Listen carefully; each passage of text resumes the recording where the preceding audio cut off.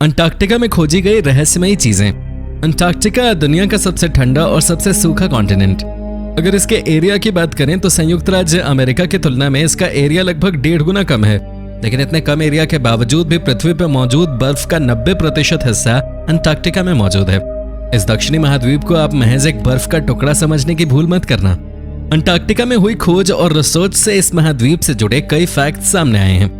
तो चलिए आज हम अपनी इस वीडियो में जानेंगे अंटार्कटिका से जुड़ी कुछ दिलचस्प डिस्कवरीज के बारे में। ऐसी डिस्कवरीज जो इस महाद्वीप को बाकी महाद्वीपों से अलग बनाती हैं। Antarctica climate. अंटार्कटिका सर्कल में आने वाला ये कॉन्टिनेंट दुनिया का 5वां सबसे बड़ा महाद्वीप है। इसकी दिलचस्प बात यह है कि इसका आकार मौसमों के अनुसार बदलता रहता है, क्योंकि सर्दियों के मौसम में तट पे समुद्री बर्फ के बढ़ जाने से महाद्वीप का आकार लगभग 2 गुना हो जाता है। इस महाद्वीप को 2 रीजन्स में बांटा गया है, जिसे हम पूर्व और पश्चिम अंटार्कटिका के नाम से जानते हैं। ईस्ट अंटार्कटिका इस महाद्वीप का लगभग 2/3 हिस्सा है और ऑस्ट्रेलिया के आकार के बराबर है। महाद्वीप के इस हिस्से में बर्फ करीब 1.2 मील यानी कि 2 किलोमीटर तक थिक हो सकती है। अंटार्कटिका की बर्फ एक चिकनी चादर जैसी बिल्कुल नहीं है, बल्कि लगातार बदलती रहती है। यहाँ की बर्फ लगातार क्रैक होती है और टूटती रहती है, और इस वजह से ग्लेशियर्स में बर्फ की उथली परत दिखाई देती है। इसका उदाहरण इसके ग्लाइड्स में बनी आकृति के रूप में साफ देखा जा सकता है। कुछ तेज तर्रार ऑब्जर्वर्स ने हाल ही में गूगल अर्थ पे अंटार्कटिका के एक ग्लेशियर में एक अजीबोगरीब चेहरा देखा। उन्होंने इंस्टाग्राम पे फौरन इसे पोस्ट किया और देखते ही देखते लाखों लोगों तक ये बात पहुंच गई। यूएफओ स्कैंडिनेविया अकाउंट से किए गए इस पोस्ट के बारे में ऑब्जर्वर्स बताते हैं कि ऐसा कुछ उन्होंने पहली बार देखा है। एक बंजर जमीन पे एक चेहरे की आकृति का दिखना वाकई में इस महाद्वीप की सबसे रोचक डिस्कवरीज में से एक है। इसकी हाई रेजोल्यूशन तस्वीर को देखकर आप भी हैरान हो जाएंगे। तो ये आखिरकार हुआ कैसे? क्या ये कोई प्राचीन सभ्यता की निशानी है या फिर कोई पुरानी स्मारक, या ये केवल रोशनी का धोखा है? दोस्तों याद रहे, YouTube हमारे इस वीडियो की नोटिफिकेशन 19 लाख सब्सक्राइबर्स में से सिर्फ 1000 लोगों को ही भेजेगा और थोड़ी देर में इस वीडियो को भी गायब कर देगा, क्योंकि उसे अश्लीलता से ज्यादा पैसे मिलते हैं, न कि हमारे जैसे ज्ञानवर्धक वीडियो से। इसलिए अगर आप चाहते हैं कि हम और वीडियोस लाते रहें तो कृपया इसे इतना शेयर करें कि YouTube के मुंह पे तमाचा लग सके। 0 से नीचे जीवन। पूरी तरह बर्फ से ढके होने के बावजूद भी अंटार्कटिका को रेगिस्तान की कैटेगरी में रखा जाता है, क्योंकि यहाँ बहुत कम बारिश होती है। अगर अंटार्कटिका के प्लांट लाइफ की बात करें तो यहाँ आपको ज्यादातर मॉस, लाइकन और एल्गे ही देखने को मिलेंगे। मौसम बदलने के साथ अंटार्कटिका पे सीजनल मॉस की कवरेज में विशेष रूप से तेजी देखने को मिलती है, और साइंटिस्ट का मानना है कि पिछले 50 सालों में यहाँ मॉसेस की मात्रा में काफी ज्यादा बढ़ोतरी देखने को मिली है। वैज्ञानिकों को उम्मीद है कि ग्लोबल टेम्परेचर के बढ़ने के साथ साथ ये कोल्ड डेजर्ट और भी ज्यादा हरा भरा हो जाएगा। वोल्केनोज। अंटार्कटिका की बर्फ के नीचे दुबके हुए 91 ज्वालामुखी जो अब तक किसी को पता नहीं थे। ये पृथ्वी पर सबसे बड़े ज्वालामुखी क्षेत्रों में से एक हो सकता है। ये खोज इस महाद्वीप के एक रहस्य को उजागर करती है। वैज्ञानिकों को इस बात का भी आश्चर्य है कि ये ज्वालामुखी कितने सक्रिय हैं। इन ज्वालामुखी से निकली गर्मी अंटार्कटिका की बर्फ को ज्यादा देर तक जमने नहीं देती, और शायद यही कारण है कि बर्फ के बार बार पिघलने और जमने से जायंट फेस जैसी आकृतियां बन जाती हैं। आपको जानकर हैरानी होगी कि इतना ठंडा महाद्वीप होने के बावजूद भी अंटार्कटिका में कम से कम 2 सक्रिय ज्वालामुखी हैं। सक्रिय ज्वालामुखी का मतलब है कि ये ज्वालामुखी लगातार इरप्ट होते रहते हैं, जिसमें सबसे ऊंची चोटी माउंट एरेबस 12,448 फीट यानी 3,794 मीटर की है, जो एक परमानेंट लेक भी समेटे हुए है।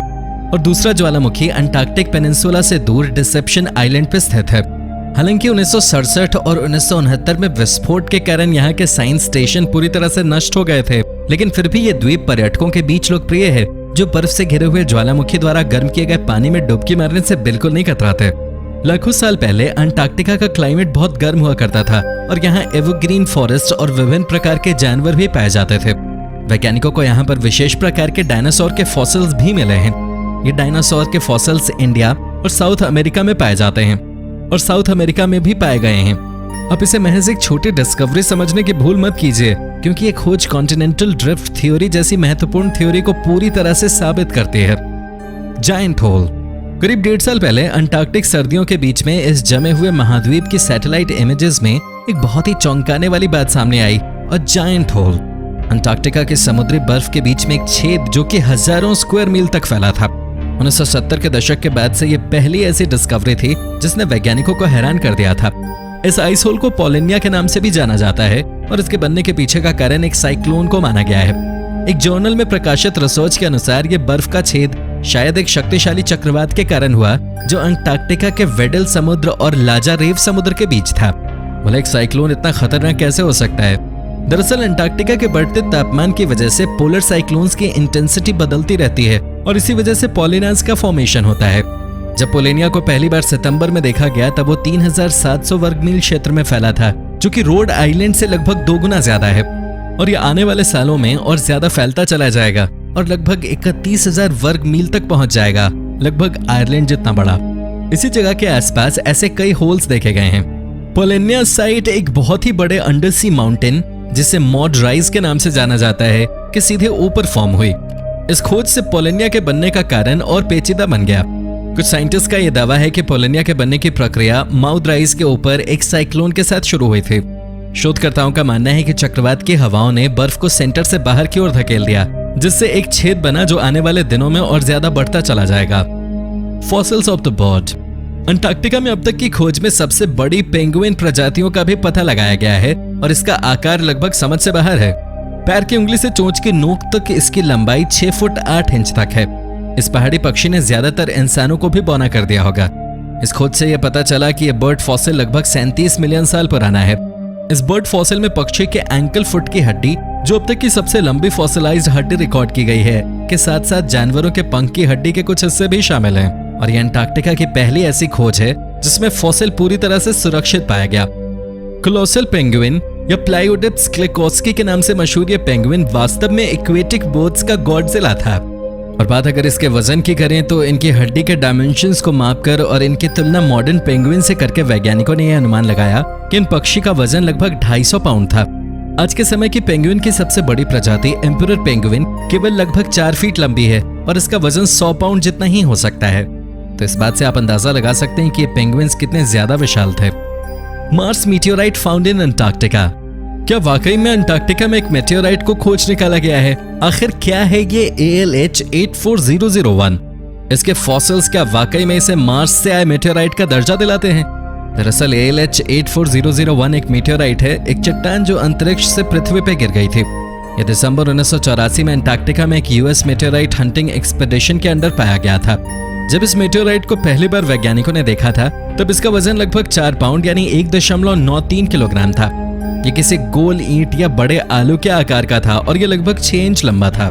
ALH 84001 मंगल ग्रह से अंटार्कटिका तक कैसे पहुंच सकता है? आइए आपको इस सवाल का जवाब भी हम आसान शब्दों में बताते हैं। मार्स से दूर जाने के लिए ALH 84001 को मार्स की सतह को उसकी एस्केप वेलोसिटी यानी कि लगभग 5 किलोमीटर प्रति सेकेंड, लगभग 11,000 मील प्रति घंटे से भी तेज रफ्तार में छोड़ना होगा। मंगल को छोड़ने के बाद ALH 84001 ने एक छोटे प्लैनेट की तरह सन के अराउंड रिवॉल्व किया। ये मार्स की तरह ही अपनी एक ऑर्बिट में घूमता रहा, लेकिन जब भी ये मंगल के करीब से गुजरा या किसी एस्ट्रॉइड से टकरा गया, उसकी ऑर्बिट बदल गई। इसके अलावा प्लैनेट्स के ग्रेविटेशनल पुल, विशेष रूप से जुपिटर ने धीरे धीरे ALH 84001 को मंगल से दूर और दूर कर दिया। ALH 84001 की ऑर्बिट इतनी बदल गई कि पृथ्वी की ऑर्बिट के करीब आ गया और इसी तरह 13,000 साल पहले पृथ्वी और ALH 84001 टकरा गए। तो दोस्तों, ये था आज का वीडियो। पसंद आया हो तो इसे लाइक और शेयर कर देना और अगर आप हमारे चैनल पे नए हो तो इसे सब्सक्राइब करना मत भूलना। धन्यवाद।